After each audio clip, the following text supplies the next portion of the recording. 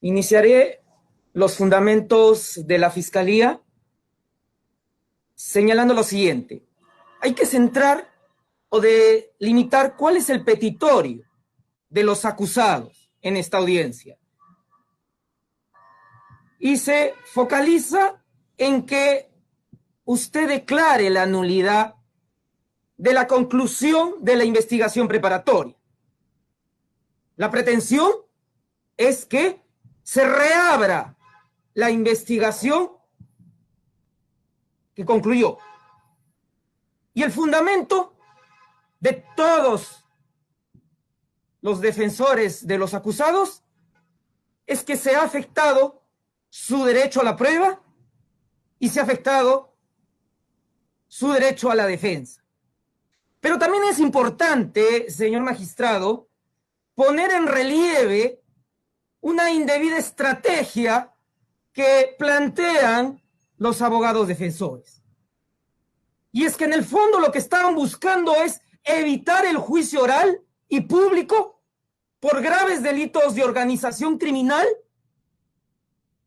de la acusada Keiko Fujimori y otros. Y también afectar la autonomía del Ministerio Público, que es lo que vengo a denunciar en esta audiencia. Por lo tanto, el pedido que realiza la Fiscalía es que se declare improcedente estas nulidades. ¿Cuáles son estos fundamentos? Primero, no existe amparo legal para la nulidad de la conclusión de la investigación preparatoria. ¿Por qué? Porque el sistema procesal peruano es acusatorio. Lo establece el artículo 159, numeral cuarto de la Constitución. El artículo cuarto, inciso primero del título preliminar del Código Procesal Penal. El Ministerio Público es titular de la acción penal y conduce la investigación. Es por eso, a partir de estos principios, que el artículo 343, numeral 1, como norma de desarrollo del citado Código Procesal Penal, señala textualmente: el fiscal dará por concluida la investigación preparatoria cuando considere que ha cumplido su objeto, aun cuando no hubiera vencido el plazo.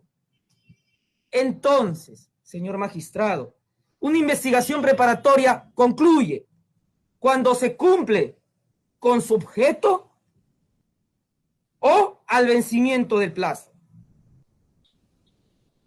Y la pregunta que corresponde es: ¿quién decide esta conclusión? Es el fiscal. Es el fiscal como representante de la sociedad agraviada por los delitos de la acusada Keiko Fujimori y otros.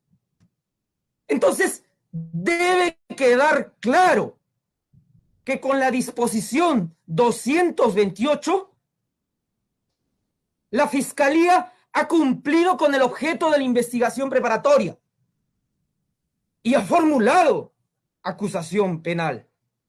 Ha formulado una acusación para que un poder judicial independiente en un juicio oral y público juzgue la conducta criminal de la acusada Keiko Fujimori y otros por graves delitos cometidos por la organización criminal que lidera, enquistada en el partido político Fuerza Popular.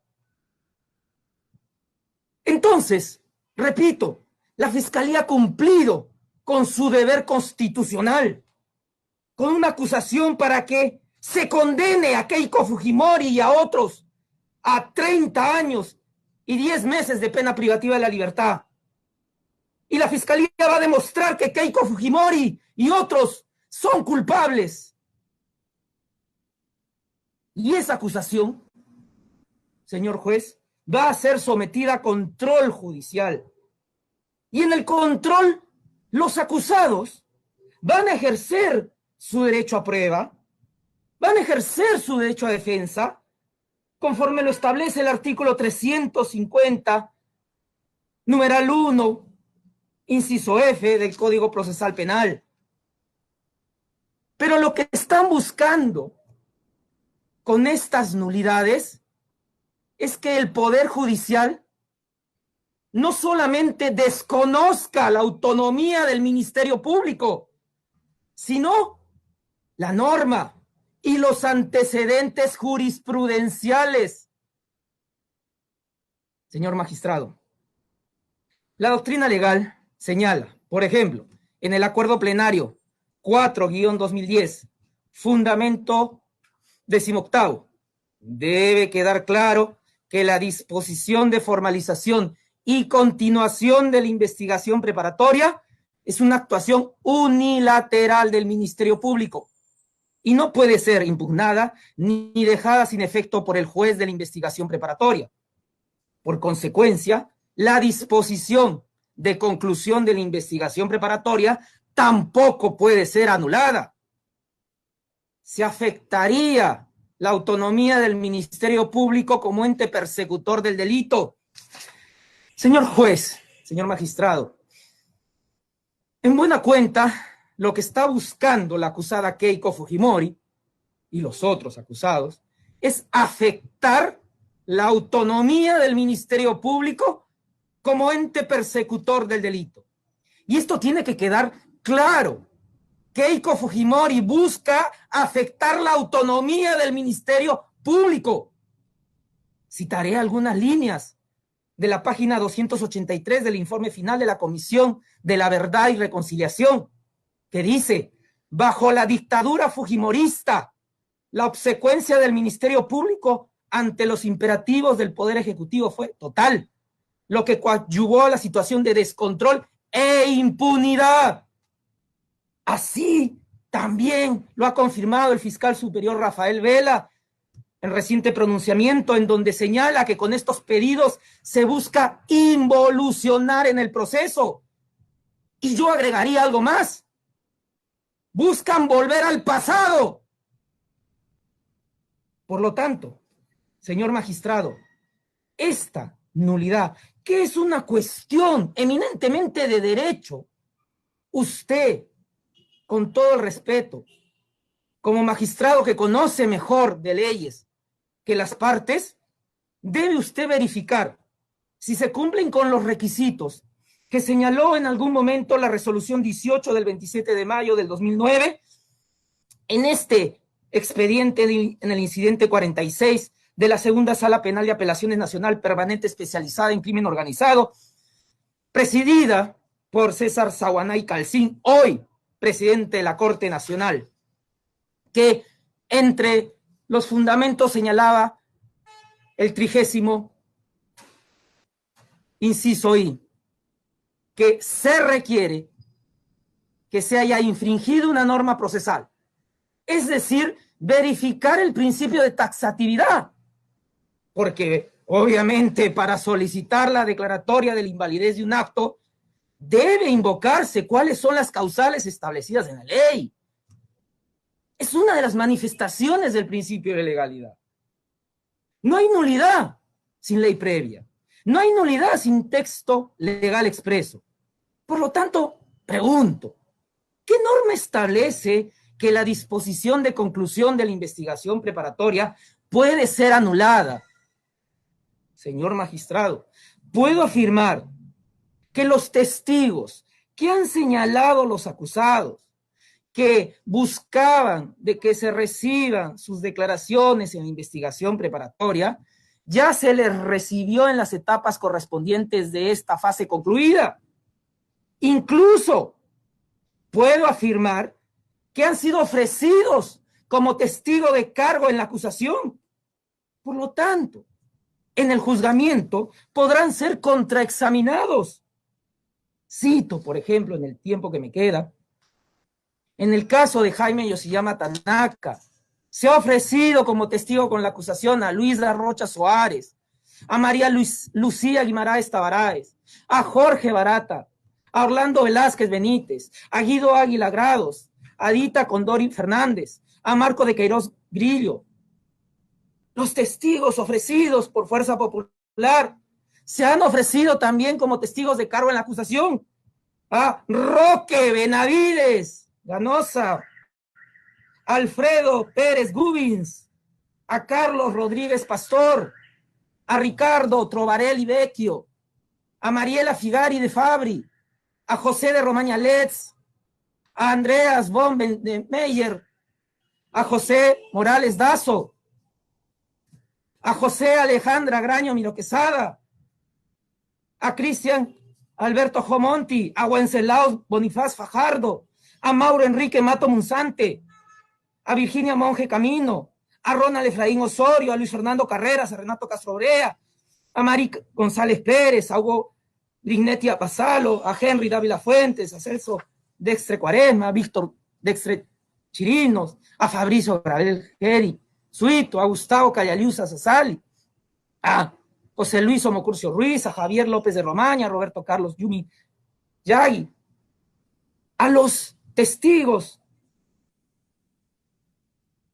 de la abogada Juliana Loza respecto a sus patrocinados, Alejandro Aguinaga, Marta Chávez, Cosío, Leila Chihuán Ramos, Mariela del Pilar Cordero John, Julio Gago Pérez, Antonio Medina, Luz Salgado Rubianes, Segundo Tapia.